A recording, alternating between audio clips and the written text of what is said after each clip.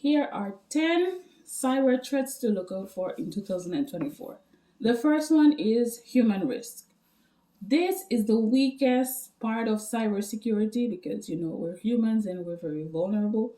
So, what this takes into consideration is like weak passwords because people don't spend enough time to create strong passwords with which are not so complicated if we really think about it, or when we reuse passwords on all our accounts. So if a threat actor were to steal one of your the password to one of your accounts, they will be able to gain access to all your other accounts because you keep repeating the same passwords.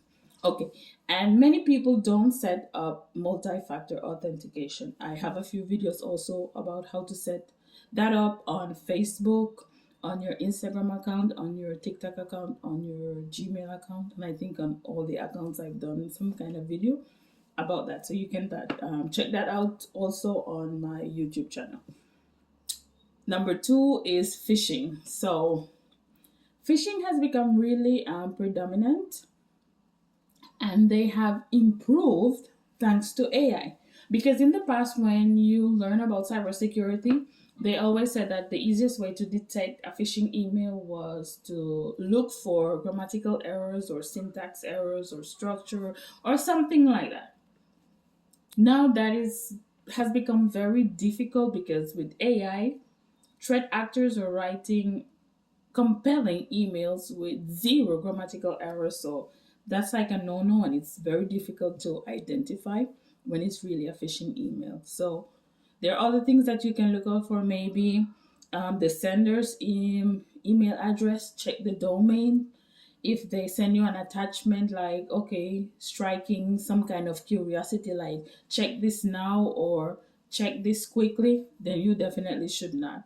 Another tip that I could give is like you hover your mouse, let's say on the link or the attachment that this person sends you, and it will give you like the complete URL of the file or the link. And normally URLs with tiny URL or with a lot of symbols, numbers, and you really cannot distinguish what's the domain, then it's definitely a phishing link. So don't even open it or click on it. Number three is ransomware. This has become very predominant because a few years back, let's say the 2 decades ago, companies didn't really store people's data. So they were just processing the data in the moment, and that was the relevance, not at that period of time. But after that, companies started storing people's data, let's say your credit card information, your name, your address, your telephone number, and stuff like that, to make it easier for the next time you're doing a transaction with the organization. Unfortunately, when they started saving people's data, then ransomware became very predominant because now threat actors were after something much more valuable. And I mean, your individual data might not be so important because I see a lot of people like online saying that, oh, protect your data. Yes, it's important to protect your information, of course, but like your individual data is not so valuable.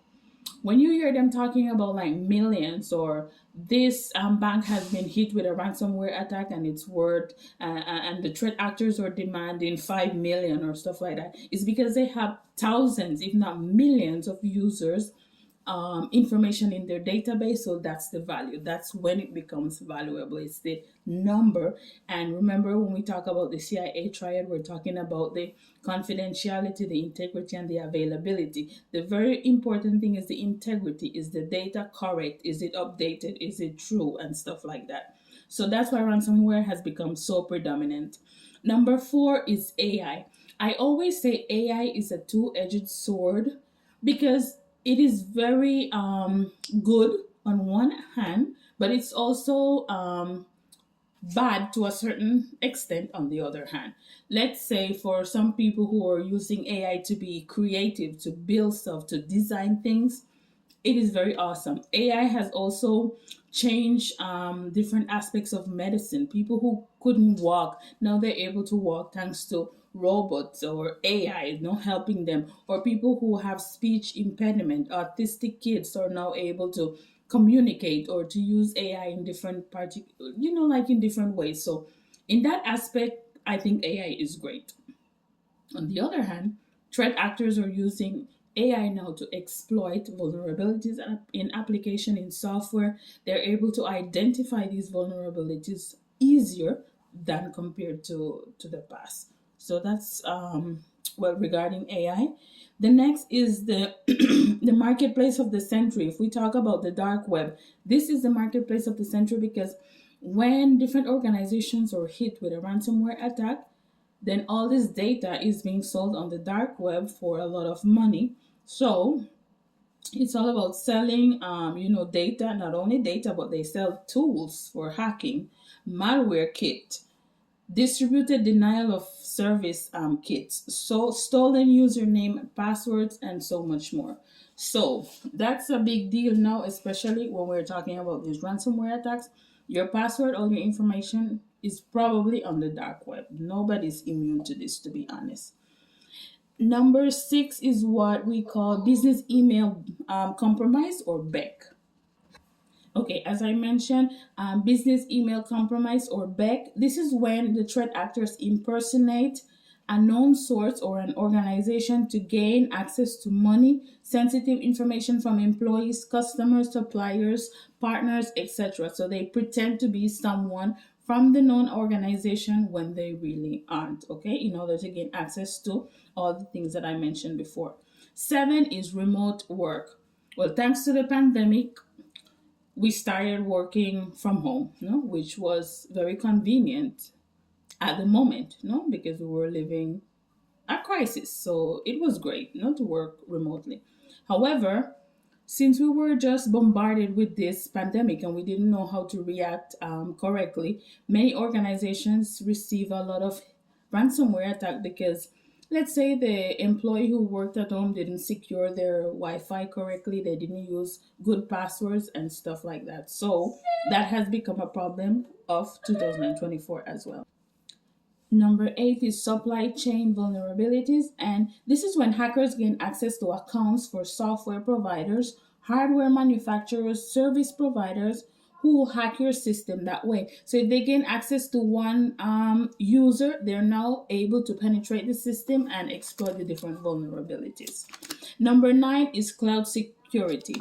Well, they convince us that, okay, USB was old school, you had to use your USB, or if you're an organization, managing or storing your data on your own server and maintaining your server was like a headache. So you had to go on the cloud. Okay, they sold us the idea. The idea. Now we have. Sorry. Now we have everything on the cloud, and there have been a lot of data breaches. So this is also another problem of cloud security. And the last one, number 10, is quantum computing. Imagine AI now talking about quantum computing. So they're able to crack this security wall that we have used for so many years when it comes to encryption.